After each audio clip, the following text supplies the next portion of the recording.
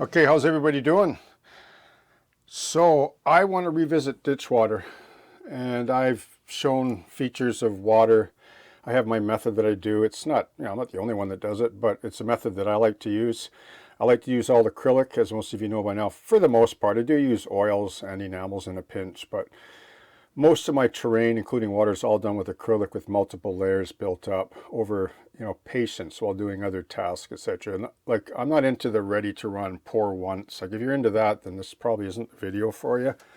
So anyway, I'm going to talk to you about acrylic ditch water and how I do it, because it looks stunning when it's done. If you're into painting the water, like, a couple of things to answer first before I show you how it's done. This is going to be a rather shorter video than usual. So, okay, so people have asked, like, how did you do the ditch below the plywood level? Because this road's just above plywood level. You can see the plywood over here.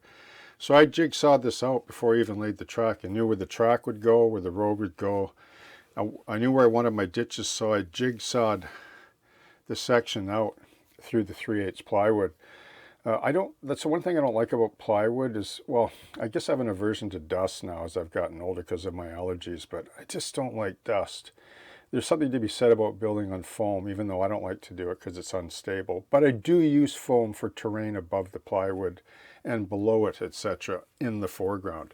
Anyway, so when I cut this out, I just took plywood plate and glued and pinned it to the bottom. So it was rough ditch. And then I used cell clay or fast mash to just mold in the edges of the ditches and so on, and then I just scenicked it. Now what I did was I sealed the wood with any kind of acrylic sealer. It can be like from a bottle, it can be varathane or any kind of acrylic sealer, wood sealer. And I made sure it was sealed really good, and then I painted it.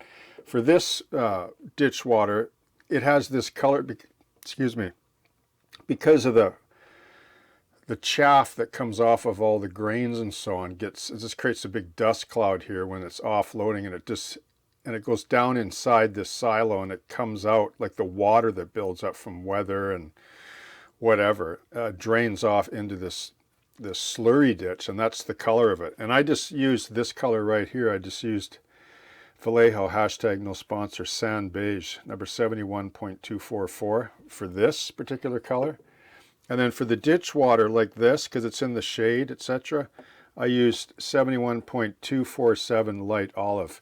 Now, the best thing with water I find is by getting out, taking a camera, your phone, and taking photographs. Because I don't, like, water's not like cobalt blue, or it's not black really. Although there are situations where both those former colors I mentioned are true. Like, you do see it. If you see a tsunami, it's creepy. The water's black. And if you go to the Caribbean, it's this light sky blue. So it depends on the reflection, the light, the sky, etc. But generally, the best way to view water, I think, color is in a up close and in sort of in the shade maybe. It just seems to be the sweet spot, I find. So you can see the acrylic, like, it looks awesome. Like, so I just painted this olive and I painted this beige sand. And then what I did is I used this particular product here. But I have 5 or 6. They all do the same thing in the end. It's just pick your poison. Like, this is called pouring medium. Now listen, I don't like blame people for just pouring it into a big gap, because that's what it says, right? But that's not what it means though. That's out of context. This wasn't designed for model railroads in the sense that if you grabbed like another product that said easy water. But the easy water model railroad projects are basically just artist mediums relabeled. Now, they may be different in chemistry and so on, which they probably are, but this is for artists. Pouring medium means to pour it onto canvas or to mix it with paint. All this mixes with all acrylic paint, and it ups the gloss factor. But if you pour it straight on, which is what I'm going to do, and I'll show you how I basically spread it around. This is like the 3rd layer, okay? So what I'm going to do is I'm just going to drop it in like that. I'm going to pour a little bit in, but I'm going to spread it with a little stubby brush. This is just a cheap brush that I cut with scissors because I just want to use it kind of like a little miniature deerfoot brush that I've shown before. Let me get in a little bit closer here. And then I'm just going to move it around, and you can see it has a fairly fluid viscosity and self-leveling factor. So this is the key. So people have done this before and they said, oh, it's gone cloudy. Like I've literally witnessed people on YouTube use this, pour it in like a 1/4 inch, 1/2 inch thick, and it took a month for the cloudiness to clear because they used it wrong. They did it the wrong way. They poured it too heavy. So it's not designed to be poured. It's self-leveling, so you just do thin layers. So this is going to stay cloudy for a couple of days probably. But when it clears, it's going to look like this. It's going to look awesome, like the other layer did.